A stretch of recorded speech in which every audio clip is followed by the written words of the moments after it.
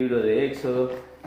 Éxodo es el libro en la cual comienza la transición del pueblo de Israel, ¿no? Y la verdad que en esta mañana, hoy fue un día que me levanté medio descompuesto, recién estaba hablando con Enrique, es más, no llegué a terminar de tomar el desayuno, un hinchazón en la panza.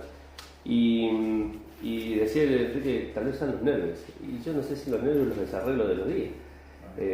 A veces cuando uno pierde la rutina y se come lo que sea, está de vacaciones, está más relajado, entonces tener tiempo para cocinar, para hacer otras cosas que cuando estás corriendo sabes que hacer lo justo y lo necesario. Y el libro de Éxodo, justamente que había empezado a leer estos días, quiero leer todo el Pentateuco de nuevo, justamente me recordaba el título, ¿no? Éxodo significa la salida o punto de partida. Y tal vez nosotros tendríamos que pensar eso en este año, ¿no? Que este es un año de punto de partida, nomás, de comenzar nuevamente nuestra tarea, nuestro servicio al Señor, nuestra relación con nuestros hermanos, el poder compartirle a otros el mensaje. El año que cuando terminamos, me acuerdo del último miércoles que estuvimos acá, habíamos compartido un mensaje de un hombre que era, no era ni siquiera un pastor, era un gobernador de una provincia, Puyaro, que habíamos visto, y él instaba a que la única manera de cambiar la sociedad y el lugar donde estaban realmente era saliendo, predicando, evangelizando, compartiendo el mensaje a otros, no teniendo el temor de hablar, porque él decía la única manera en que la sociedad pueda cambiar. Y ese es el sentido que tiene el poder del Evangelio, que la única manera de cambiar a las personas tiene que ver con el poder de Dios. No es nuestra voluntad, que muchas veces decimos, bueno, pero si tenemos ánimo y voluntad de fuerza o fuerza de voluntad, vamos a ver que lo vamos a poder lograr, pero la voluntad es humana y todo lo que es humano tiende a quebrarse o tiende a debilitarse y no prosigue en el tiempo. Y el Señor siempre nos decía que nos apoyáramos en Él. La sabiduría dice que debemos apoyarnos en la persona de Jesucristo. Y ese es el desafío, ¿no? Y el punto de partida de nosotros tiene que ser volver a realizar la tarea que el Señor nos encomendó a cada uno de nosotros. La tarea de hablarles a otros de Cristo, la tarea de exhortarnos unos a otros, de motivarnos unos a otros, de caminar con el Señor, de saber que lo que tenemos nosotros es preciado. No somos nosotros. El Señor Jesús dijo, nosotros somos el barro y lo que está importante en el barro es el contenido que hay en el vaso de barro. Y el contenido es la presencia de Dios en nosotros. Entonces, Éxodo es el punto de partida que nos tiene que llevar a nosotros a desafiarnos este año, a tener un punto de partida, decir, este año tiene que ser distinto, este año tiene que haber una visión distinta de mi vida, este año tiene que haber un compromiso distinto con respecto a mi vida, tiene que ser el punto de partida. Pero ¿cómo se comienza un punto de partida? Bueno, hoy vamos a ver dos cosas de este punto de partida del libro de Éxodo. Y la primera de ellas está en el capítulo 1, el libro de Éxodo, capítulo 1. En el capítulo 1 vamos a encontrar la historia, cómo comienza, ¿no?, el tema del pueblo de Israel, y el versículo 16 y 17. Y dice ahí, vamos a leer la primera parte del versículo 15, dice, y habló el rey a los de Egipto y a las parteras de las hebreas, una de las cuales se llamaba Cifra y la otra Fúa, y le dijo, cuando asistáis a las hebreas en sus partos y veáis el sexo del niño, si es hijo, matadlo, y si es hija, dice, entonces viva. Pero las parteras, dice, temieron a Dios y no hicieron como les mandó el rey de Egipto, sino que preservaron la vida de los niños. Y el rey de Egipto se llama a las parteras y les dijo, ¿por qué habéis hecho esto? ¿Y habéis perseverado la vida de los niños? Y las parteras respondieron a Faraón, porque las mujeres hebreas son fuertes, dice, y antes de que, más que las egipcias, puesto que son robustas y dan a luz antes de que la partera venga a ellas. Y encontramos acá, en el primer capítulo del libro de Éxodo, que había muerto ya el faraón que estaba en la época de José. Ya no había un faraón que conocía las obras que había Dios hecho, no conocía a José, sino que ahora al pueblo de Israel lo veían como un enemigo. Y versículos anteriores, dice ahí en el versículo 8, entre tanto se levantó, dice, en Egipto, un nuevo rey que no conocía a José, y dijo a su pueblo, he aquí el pueblo de los hijos de Israel es mayor y más fuerte que nosotros. Ahora pues seamos sabios, en otra versión dice seamos astutos, para que no se multiplique y acontezca que viniendo en guerra, ellos también a una, dice, se junten con nuestros enemigos y peleen contra nosotros. Ya no lo veían como un pueblo que los venía a bendecir, sino los venían a ver como un pueblo que era enemigo, entre medio de ellos. E ideó un plan. ¿Cuál era el plan? Bueno, llamó a las parteras y le dijo, cada vez que nazca un varón, tiene que morir el varón y dejen a la nena. Y las parteras me llaman la atención porque no estamos hablando de una sociedad democrática. Estamos hablando de un imperio, estamos hablando de un rey, donde la palabra del faraón se tenía que cumplir. No era cualquier palabra, no era lo mismo que estableciera hoy nosotros nuestro sistema republicano, que digamos, bueno, yo digo que se tiene que faltar a calle, pero si no lo dice el presidente, no lo dice un gobernador, no lo dice una autoridad, no tiene el mismo peso de lo que yo puedo decir. Entonces, era el peso del rey, del que gobernaba, del monarca, del que tenía todo el poder en su mano. Y sin embargo, estas mujeres, al ver que estaban siendo confrontadas con una triste realidad, porque hay que ponerse en el lugar de las mujeres, ¿no? Porque tendrías que estar sin sentido y sin corazón para decir, voy a sacrificar a un niño. Voy a sacrificar a un niño para complacer al rey que está gobernando. Y sin embargo, estas mujeres dice que temieron, dice, pero las parteras temieron a Dios en el versículo 17. ¿Y sabe cuál es el punto de partida de nosotros? Que debemos tener cada uno de nosotros un correcto temor del Señor. ¿Qué es el temor del Señor? Bueno, muchos de nosotros por ahí pueden pensar el tener miedo, ¿sí? El hecho de ver a Dios obrar o ver la mano de Dios y te genera temor. El pueblo de Israel estaba justamente abajo del monte de Sinaí, estaba Moisés arriba y lo primero que decía, no, habla vos con Dios, nosotros nos da miedo, nosotros no queremos ir a estar en esa presencia. No es ese temor de decir, tengo miedo y me alejo, sino el temor que está haciendo referencia acá, que yo lo puse, la palabra es yaré, significa reverenciar, significa inclinarse. Y ese es el concepto del temor. Aquí nosotros nos rendimos, nos inclinamos para escuchar, para atender, para obedecer. Estas mujeres decidieron no obedecer a Faraón, para obedecer justamente a Dios y tener temor de Dios, y más pesado en su corazón lo que Dios tenía que decir más que la palabra del Faraón. ¿Y saben qué? Nosotros nos encontramos en una sociedad donde somos desafiados. Somos desafiados justamente esto. ¿Dónde está nuestro temor? ¿A quién le prestamos nuestro oído para escuchar? Si lo hacemos a las personas que están a nuestro alrededor, si lo hacemos a la cultura y al sistema que nos está presionando a nosotros. Hay un escritor que dice cuáles son las cosas que se parecen del Egipto a la realidad nuestra. Y te comento tres porque hay un montón más. Pero la primera dice que Egipto se compara al mundo. Un mundo opresor, un mundo que quiere manejar la vida de las personas. Leemos los versículos anteriores y van a encontrar que los mismos alguaciles comenzaron a instigar al pueblo a que se rebelaran, a que estuvieran mal, a maltratarlos, a hacerlos esclavos. Y justamente eso tiene que ver con el mundo y Egipto. Es un sistema opresor, un sistema que nos obliga a hacer las cosas que el faraón, representando a Satanás como el gobernador del siglo. Él es el gobernador del momento, es el faraón. Nuestro gobernador de este siglo, nosotros sabemos que es Satanás. Es el príncipe de este mundo, es el que digita, el que hace todas las cosas, el que hace que una nación se levante contra otra, el que hace que se asesinen niños por el tema de la famosa libertad de expresión, del aborto, el que hace que todo el mundo esté como está. Es el que nos instiga justamente a hacer las cosas mal. Y Moisés es el libertador, es un tipo de Cristo, aquel que tomó a un pueblo y lo sacó y lo puso en libertad. Y también habla de la sangre, de todas las cosas, pero ese es el sistema que nosotros nos movemos. Y nosotros tenemos que darnos cuenta que ese mundo nos presiona. Ese mundo nos trata de esclavizar y de que seamos todos iguales y que de todos seamos la misma cosa que ellos quieren que seamos. Sin embargo, estas mujeres tuvieron ese temor de decir, no vamos a escucharlo. Y sabes que yo noté dos cosas. Primera de las cosas, el correcto temor es un principio bíblico para nosotros. Es un principio que tiene que transformar nuestras vidas. Es un principio que nos tiene que llevar a conocer más del Señor. Mirá, dice el Proverbios 1:7, el principio de la sabiduría es el temor a Jehová.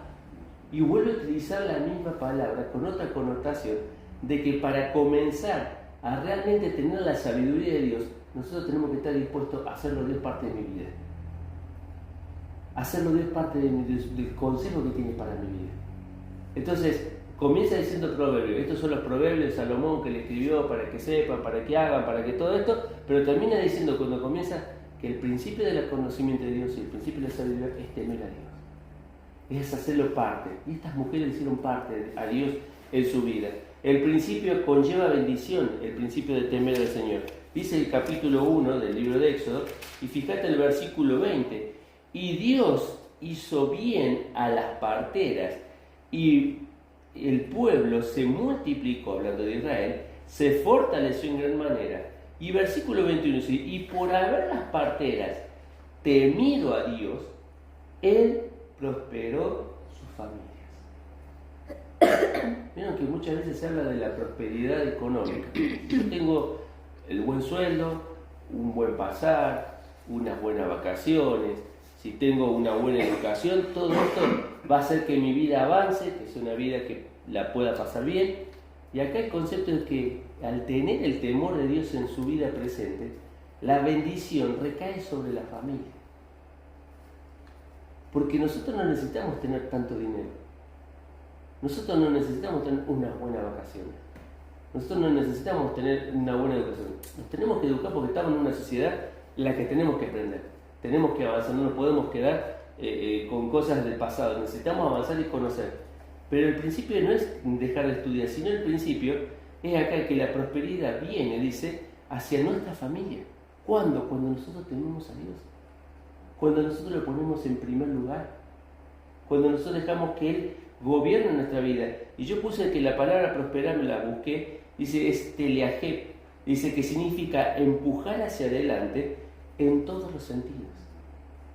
Es empujar hacia adelante, es ver que tu vida, la vida de tu familia avanza, se encamina, tus hijos temen a Dios, tu esposa, vos como hombre cumplís tu rol, la mujer cumple su rol, los hijos cumplen sus roles y van avanzando en la vida y tal vez no tengan todas las cosas, pero la bendición es sobre la familia.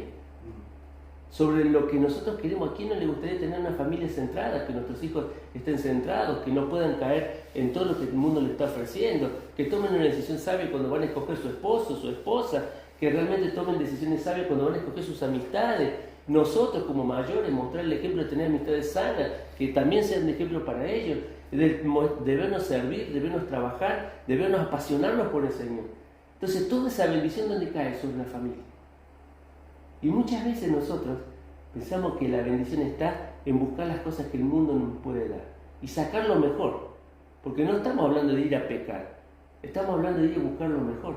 Como en su momento Lot dijo, si me acerco a Sodoma y a Gomorra, voy a estar mejor que si estoy acá en el medio del campo. Y fue poniéndose sus tiendas hasta que llegó y estuvo realmente perdido ¿en dónde?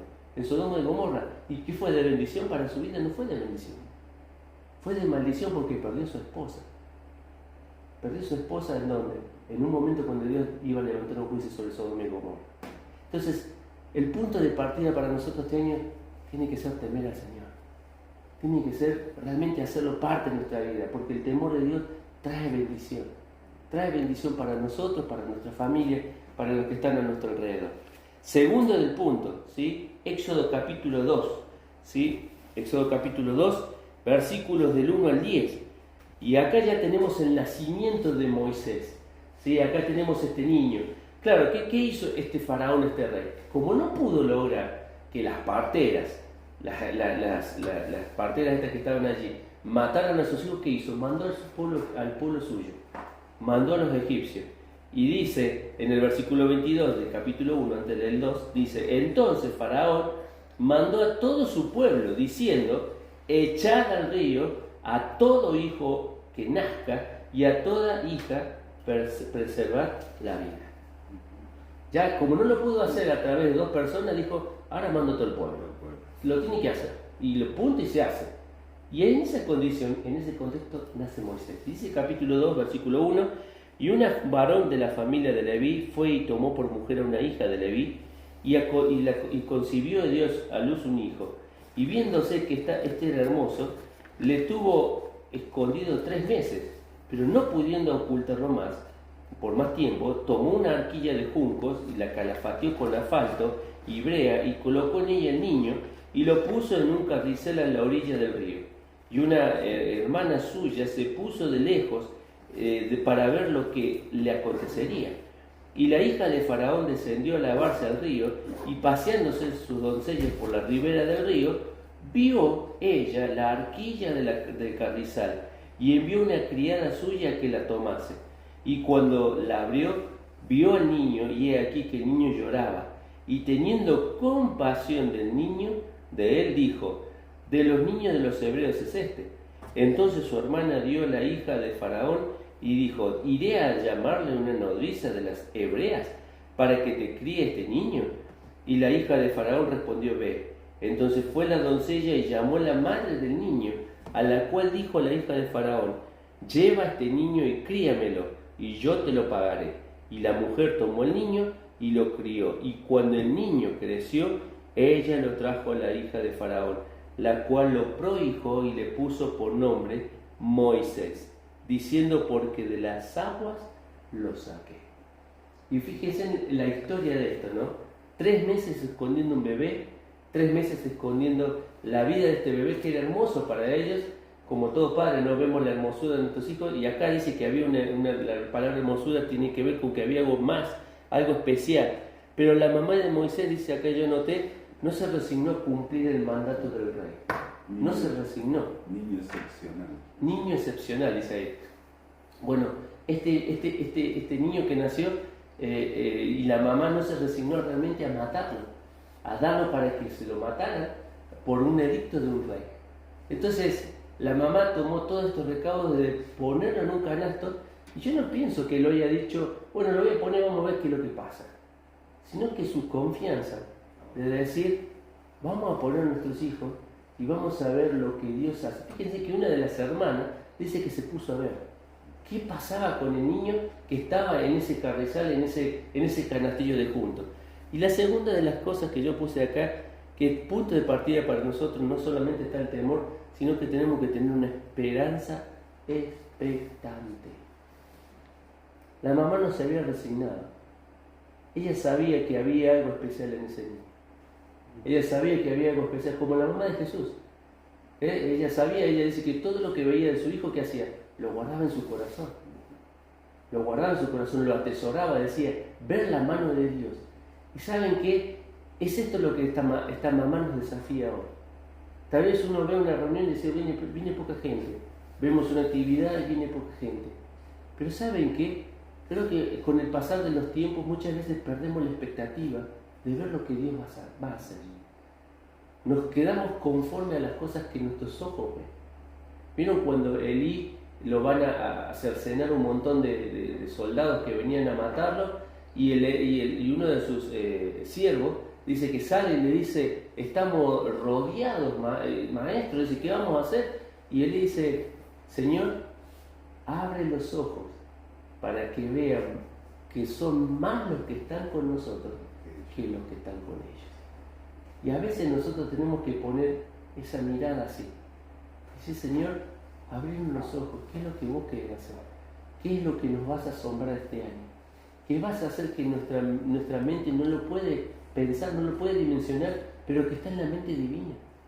Por eso decía el profeta en Isaías: así como están separados los cielos de la tierra, así son mis pensamientos con respecto a los pensamientos de ustedes. Con respecto al pensamiento del hombre, hay una separación, y los planes de Dios son superiores y son mejores, pero nosotros tenemos que tener la mirada del Señor Jesús, y para tener la mirada del Señor Jesús tenemos que estar con el Señor Jesús. Por eso, la segunda de las cosas, una expectativa, una esperanza expectante de nuestro Señor. Yo puse 3 cosas acá. No se dejó de esconderse la mamá, ¿sí? Lo tuvo 3 veces, a 3 meses su hijo escondido. Segundo, puso a su hijo en un canasto, algo que muy pocas madres hubieran hecho. Tal vez hubiera sido más fácil viajar a otra tierra y darle una adopción a otra tierra, pero ella no hizo eso. Ella lo puso en un canasto y lo puso a la ribera del agua. Está bien cerca de las doncellas, cerca de las personas que estaban allí, que se estaban bañando junto con la hija de Faraón. Comentan los escritores que era muy probable que Ansenupá, creo que era la mujer, la que estaba en ese momento gobernando, la hija de Faraón, era estéril. O la mujer de Faraón, perdón, era estéril y no podía dar hijos. Entonces, cuando ella ve el bebé y sabe que es un hijo hebreo, lo primero que podía haber relacionado, es el escritor, es que de hecho los dioses me enviaron un hijo. los dioses, tantos dioses que tenía el pueblo de Egipto, lo mismo que el mundo, tantos dioses que tiene. Los dioses me dieron este hijo. Y ella lo tomó, dice que lo prohijó. Y anoté la tercera de las cosas. Su hermana se fue, pues, a ver qué es lo que sucedía. Dice ahí en el versículo que leímos, versículo 4, y una hermana suya se puso de lejos para ver lo que le acontecería. Para ver qué iba a pasar con ese bebé. Y esa es la esperanza expectante, y no solo por las cosas que va a hacer el Señor de traer personas nuevas, sino por nosotros mismos. De ver cómo el Señor obra en la vida de nuestros hermanos. Porque cada uno de nosotros va caminando con el Señor y el Señor va transformando nuestra vida si dejamos que Él obre en nosotros y va sacando cosas y nos va ayudando a madurar, nos va ayudando a procesar, nos va ayudando a caminar con Él. ¿Para que qué? Para que podamos seguir sus pisadas. Para que podamos ser como Él fue aquí en la tierra. Y dice acá que una de las cosas que yo puse como algo para pensar, debemos aprender a soltar y confiar en el Señor. Nos dirán nosotros, aprender a soltar, bueno, sí, yo puedo dejar de andar en vehículo y caminar, ¿sí? Puedo dejar, soltar y vamos a ver si caminando bajo un poquito la panza. Suelto, pero suelto algo que no me resulta tan difícil soltar. Pero acá la mamá estaba soltando a su hijo. Los más preciados, los que realmente tenía valor. Y a veces el Señor nos llama a nosotros a soltar. Soltate. No nos aferremos a las cosas que el mundo quiere que nos aferremos. Acá a veces nos aferramos a cosas, nos aferramos a personas, nos aferramos a posiciones, a nuestra reputación, a lo que la gente va a decir. Que tenemos que tener un testimonio, sí, pero nos aferramos a cosas que para el mundo son valorables. Pablo decía, yo soy hijo de fariseo, criado a los pies de Gamaliel, soy un gran maestro, he tenido esto, pero todo lo tengo por basura, dice. Ya no me voy a aferrar en esa posición que el mundo me dio. Hoy me voy a aferrar en la obra de Cristo. Y voy a soltar para ver lo que el Señor quiere hacer en mi vida. Primera de las cosas, aprender a soltar. Segunda de las cosas, no importa cuánto sepamos, sino cuánto confiemos. No sabía más que la mamá que lo puso en un carrizal, la dijo. En un carrito, lo puso ahí. No sabía más que eso la mamá. Y sin embargo, Dios agarró a ese hijo, lo puso en un lugar de privilegio, lo hizo que aprendiera todas las cosas de su mundo. Pero a él solo no, porque vos fijate quién ayudó a Moisés a enfrentar a Faraón y a guiar al pueblo. ¿Quién fue? Estuvo Aarón con él. ¿Y? Estuvo María. Una de las que... ¿Y su hermano entonces?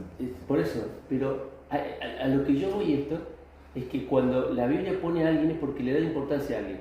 ¿Por qué? ¿Por qué hablamos de Moisés? Porque Moisés, también hay que ver el carácter de Moisés.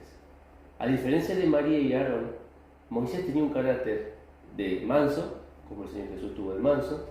Moisés tuvo el poder para hacer las cosas. Vieron que Hechos capítulo 7 habla de que Moisés hizo muchas cosas por el pueblo con el poder de su palabra y el poder de Dios. Y pone el ejemplo del Señor Jesús, que el Señor Jesús también hizo cosas. ¿Por qué? Porque tenía el poder de Dios y el poder de las palabras en su boca. Entonces, el ejemplo de Moisés es porque tiene que ver con este tipo del Señor Jesús. Y incluso Moisés sacó al pueblo a través de la sangre de animales, pero Jesús nos libertó a nosotros también a través de su propia sangre. Entonces, el modelo del Señor, de Jesús, era porque necesitaba justamente alguien que tuviera, o sea, Moisés, alguien que tuviera la cercanía con el faraón, con conocer cómo se manejaba el sistema. Y si ven, nosotros no tenemos que ir a pecar. La Biblia nos dice cómo se maneja el mundo que nos rodea. Por eso a veces decimos, bueno, pero yo experimenté cosas malas y el Señor me trajo, bueno, para que no las haga más. Pero si nunca experimentaste las cosas malas, no te hace falta experimentarlas para saber que son malas, sino escuchar lo que dice Dios para que entendamos por qué dice Dios que es malo. Entonces, vuelvo a decir, acá no importa cuánto sepamos, sino cuánto confiemos. Y la palabra Moisés significa el que fue rescatado de las aguas. Y saben que nuestro punto de partida también, a nosotros también nos rescató el Señor. Y dice, y ahora sí te invito a compartir un pasaje más en Primera de Pedro, capítulo 1 y versículo 18. Así como Moisés fue rescatado de las aguas, ¿sí? La palabra de Dios también nos dice que nosotros fuimos rescatados por el Señor. Y Primera de Pedro, capítulo 1 y versículo 18, dice así: sabiendo que fuiste, como nosotros, rescatados de vuestra vana manera de vivir, la cual recibiste de vuestros padres, no con cosas corruptibles como oro o con plata, sino con la sangre preciosa de Cristo, como de un cordero sin mancha y sin contaminación. Y yo puse acá abajo la palabra rescatado, significa lutró, que significa soltar, que significa comprar. Y el Señor también nos compró a nosotros. Nos compró a través de su sangre. No existe el oro para el Señor, no existe la plata. No sé, pongámosle las cosas que hoy el mundo valora, ¿no? El petróleo, el litio, no sé, cuántas cosas que el mundo valora como posesión, como economía, que los mueve y dice, bueno, si tengo tanta riqueza de esta manera puedo invertir y hacer cosas. Sin embargo, Dios dice, ninguna de todas esas cosas, ni con toda la riqueza del mundo, van a poder comprar lo que realmente el Señor compró, el precio de nuestras almas. Por eso cuando participamos de este pan, también recordamos nuestro punto de partida. Nuestro punto de partida fue cuando aceptamos a Jesucristo en nuestro corazón. Allí comenzó a caminar nuestra vida con el Señor. Pero cada año que comienza es un año que nos desafía a poner justamente un temor correcto del Señor en nuestra vida y a que realmente tengamos una esperanza expectante de lo que Él va a hacer. ¿Por qué? Porque Él ya nos rescató. Y la obra preciosa que ha hecho es, a través de su cuerpo, comprarnos para que nosotros tengamos libertad. Por eso, participar de este pan y de esta copa, hagamos también memoria de nuestro Señor. Sabiendo que Él nos compró para que nosotros tuviéramos una nueva vida. El hecho de dejar Egipto atrás para el pueblo de Israel fue saber que iba hacia una nueva vida, con nuevas leyes, con una nueva relación con el Señor. Así nosotros caminamos ahora con una nueva relación hacia la patria celestial, pero sabiendo que hay leyes que nos rigen y es la palabra de Dios en nuestra vida. Vamos a orar para participar del pan en esta mañana.